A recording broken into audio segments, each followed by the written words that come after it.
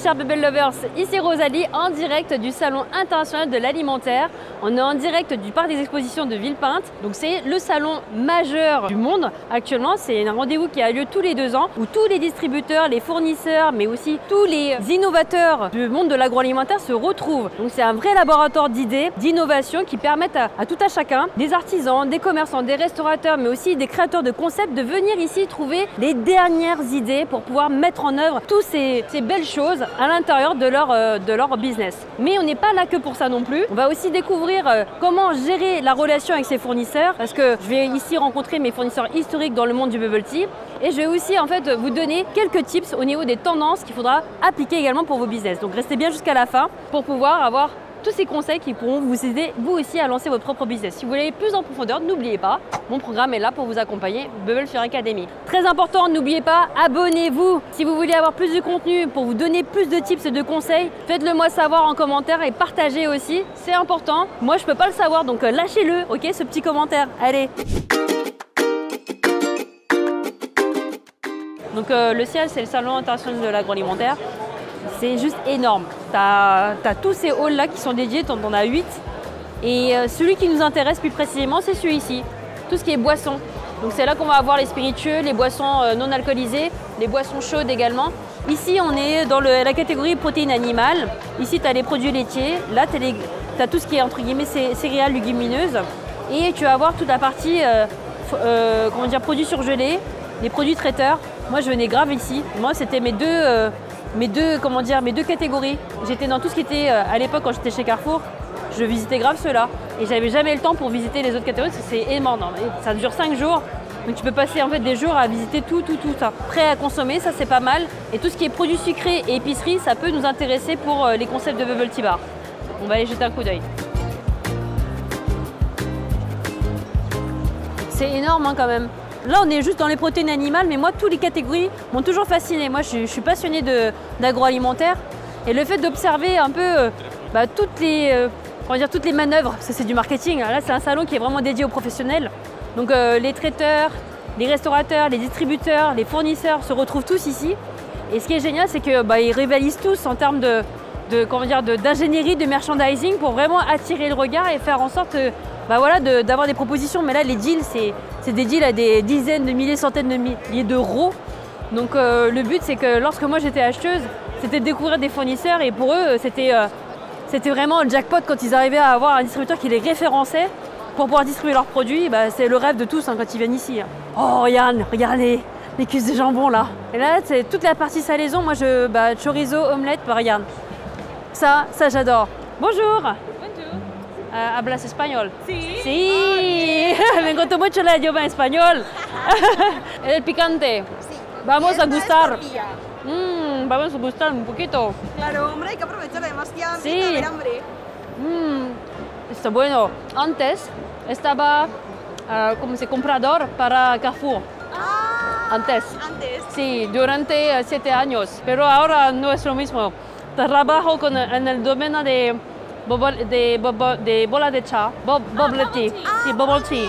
Sí, okay. yo no sé cómo se dice en español. No, bubble tea, sí. Perras de tapioca. Sí. Sí. Muchas gracias, señoritas. Bye bye. Sí. Donc ça, c'est ce que tu fais tout le long de la journée. Donc après, tu bouffes tout le temps.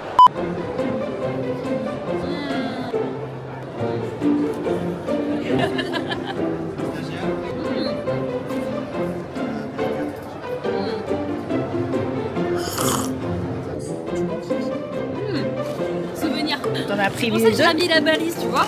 Parce qu'il y a tellement de choses à goûter. Mais là, c'est pas l'objectif. J'ai juste fait parce que c'était des chorizo. Ah oui, pour la première job, parce que je la vois rigoler derrière. J'étais chef de produit et acheteuse dans la charcuterie pendant presque 2 ans. Tous les jours, je me faisais des appels d'offres, je faisais la renégociation de mes contrats et j'avais des tonnes de charcuterie à tester, goûter. Et j'en ai fait plein des usines de charcuterie, donc je connais très bien le secteur. Et j'ai commencé dans les produits surgelés, mais la catégorie qui m'a le plus appris, c'est vraiment la catégorie charcuterie. J'ai appris beaucoup de choses.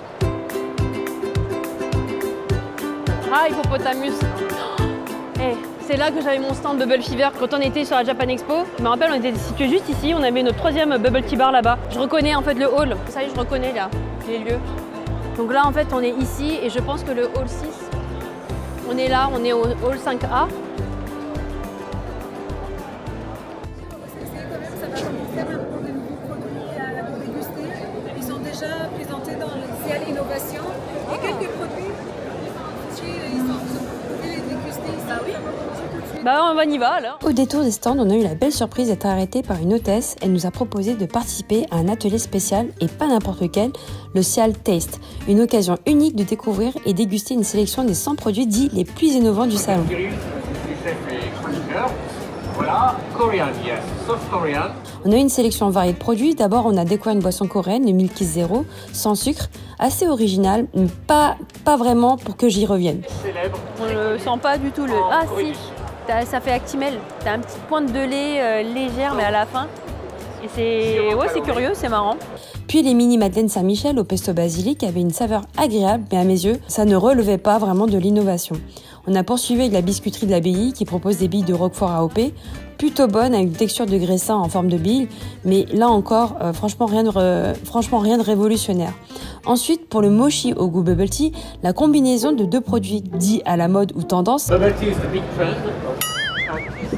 Big trend. Bon, ça me saoule un peu parce que les gens répètent ça alors que ça fait 45 ans que le bubble tea existe. Bref, c'était pour la parenthèse, mais ça nous a donné un résultat plutôt déceptif en bouche. C'est pas une tendance. Vous les avez trouvés, oui, on les voit un peu. Oui, elles sont...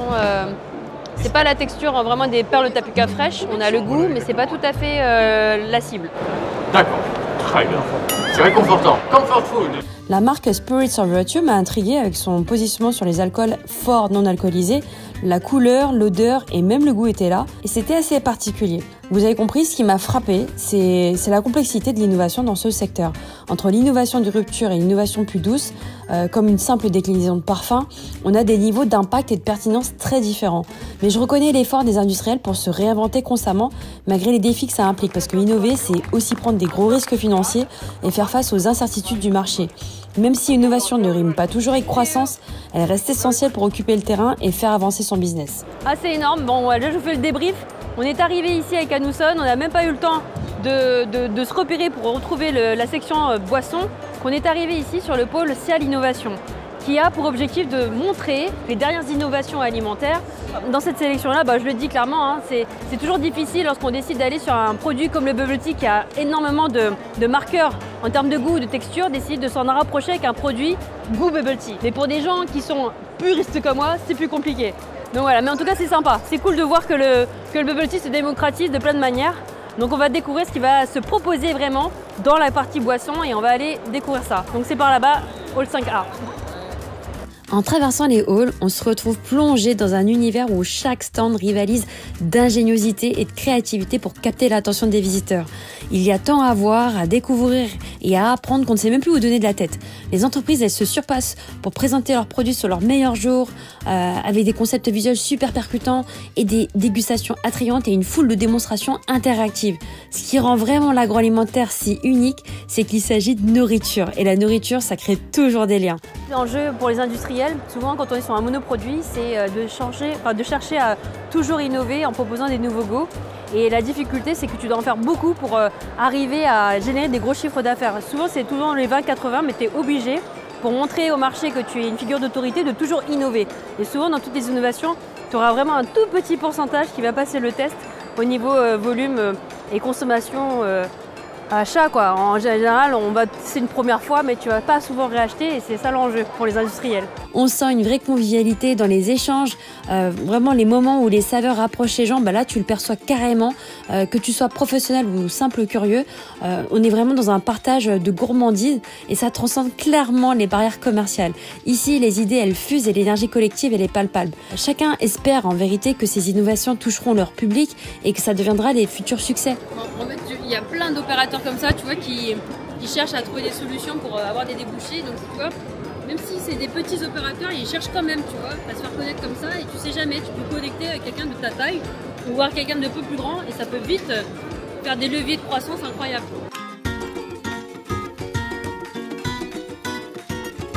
Comme on est dans la même, on va dire, cohérence de produits venant d'Asie, bubble tea étant taïwanais, les produits coréens ou les sides salés japonais peuvent complètement compléter une offre, on va dire, de restauration rapide. Et pour le coup, ce genre de propositions font vraiment partie intégrante des solutions qui peuvent vraiment faciliter la vie de nos académiciens et augmenter simplement le ticket moyen.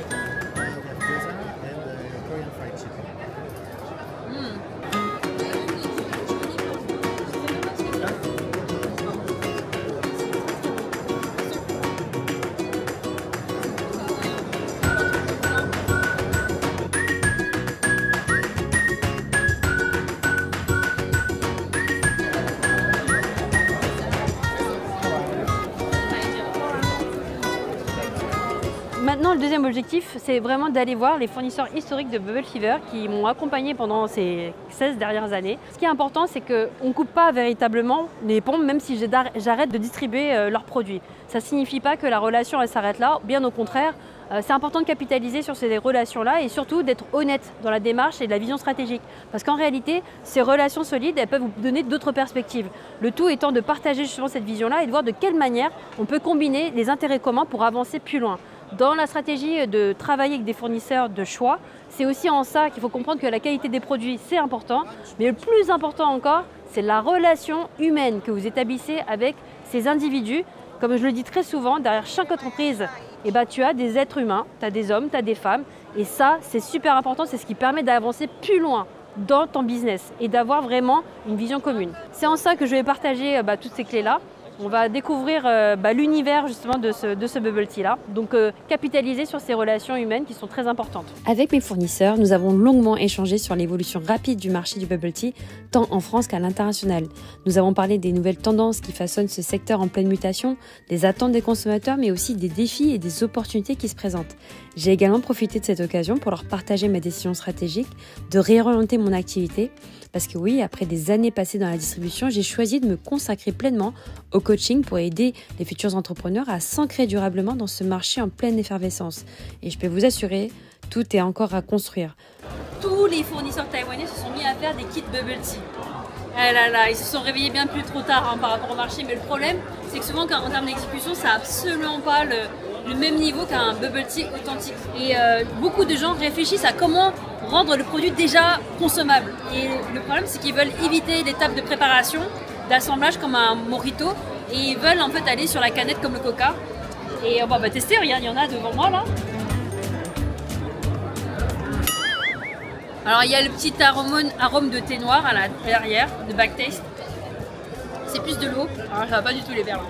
Ils cherchent des substituts pour remplacer la farine de tapioca avec d'autres types de farine qui se tiendraient mieux et qui seraient plus tenables dans la canette, mais malheureusement le résultat c'est que c'est pas à la hauteur. Ce changement de cap, c'est aussi une réponse à la concurrence de plus en plus intense dans la distribution du bubble tea. Il y a quelques années, nous étions parmi les premiers acteurs en France. Ces textures en fait assez solides, c'est vraiment quelque chose de très très asiatique et malheureusement sur le marché occidental, ils ne sont pas encore éduqués. Moi je suis asiatique, je connais ces textures. Donc de ne pas tomber sur le truc totalement 100% asiatique et pas tomber sur le truc 100% comme les poppings, où on s'éloigne finalement de l'expérience qu'on recherche, c'est-à-dire quelque chose de bon, d'équilibré et qui reste quand même authentique. Là, il y a une vraie tendance, on voit que la plupart du temps, on va aller sur de la recherche de fruits frais et permettre aux personnes de vraiment se projeter dans une expérience recette, tu vois, qui va leur permettre de dire « Waouh, ça va être trop bon ». Je suis sûre qu'on n'est pas loin de ce qu'on a goûté quand on était chez Dorimo.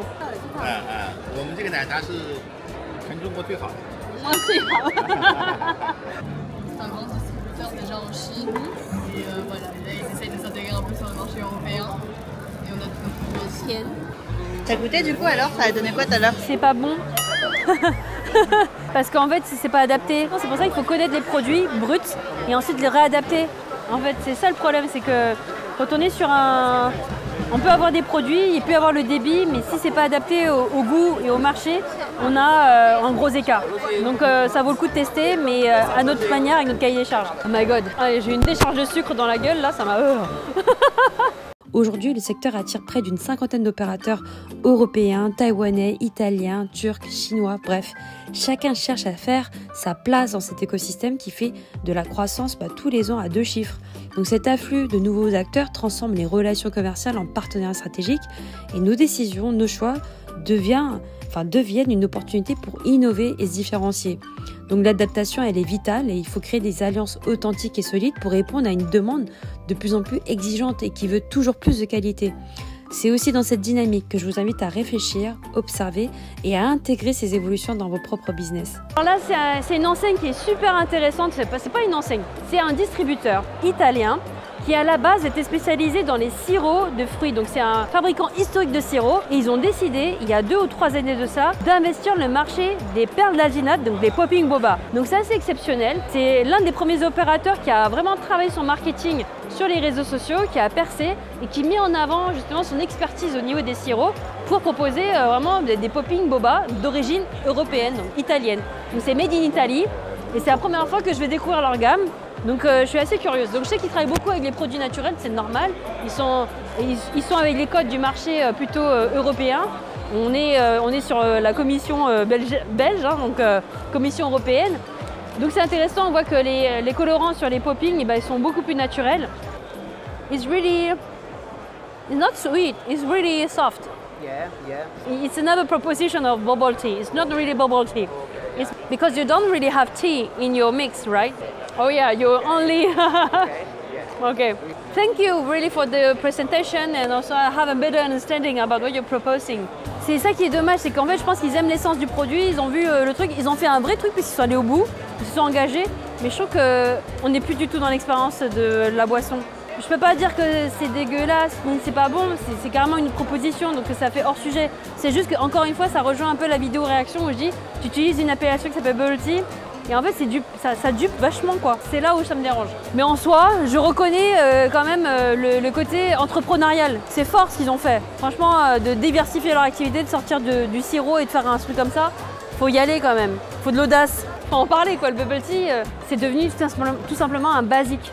C'est un produit qui fait vraiment partie maintenant des habitudes de consommation et aujourd'hui, on ne peut pas envisager de lancer un business ou d'ignorer en tout cas l'impact de cette boisson qui a vraiment révolutionné les mœurs, qui a changé un petit peu les codes et qui bouscule aussi ce marché et incite finalement les autres catégories à innover constamment. Donc ce qu'on peut observer, c'est que vraiment dans les tendances profondes, on voit que voilà, les ruptures en termes de marché, c'est difficile.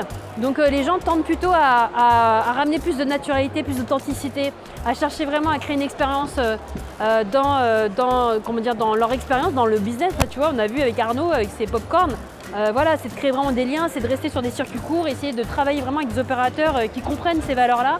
Donc dans le business, je pense que s'il y a bien une chose qui est hyper importante, c'est pas d'oublier les valeurs que nous portons. Donc c'est ce qui nous permet d'attirer à nous les meilleurs clients, c'est ce qui nous permet d'attirer aussi finalement les meilleures options à nous également. Et je pense que c'est ça qui n'est pas évident quand on décide d'entreprendre, c'est de jamais oublier pourquoi on le fait et quel est le sens de ce que nous voulons faire. Donc quand on veut offrir le meilleur, je pense que c'est vraiment ça la clé de la réussite de n'importe quel business. Donc pour les tendances, vous avez vu, on bubble tea, bubble tea, bubble tea. Plein de bonnes idées aussi dans les autres marchés qui sont vraiment hyper stimulants. On voit vraiment l'engagement de tous ces opérateurs qui cherchent à se différencier, à apporter toujours plus de valeur au marché.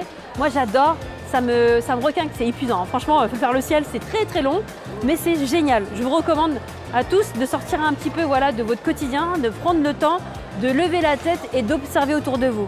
Voilà les amis, j'espère que cette vidéo vous aura plu, elle vous aura donné des conseils concrets. Et puis abonnez-vous et partagez. N'oubliez pas de commenter si vous aimez ce que je vous partage. N'hésitez pas à me le dire et surtout à me proposer aussi des contenus de vidéos qui pourraient vous intéresser. Donc je vous dis à très bientôt pour des prochaines aventures.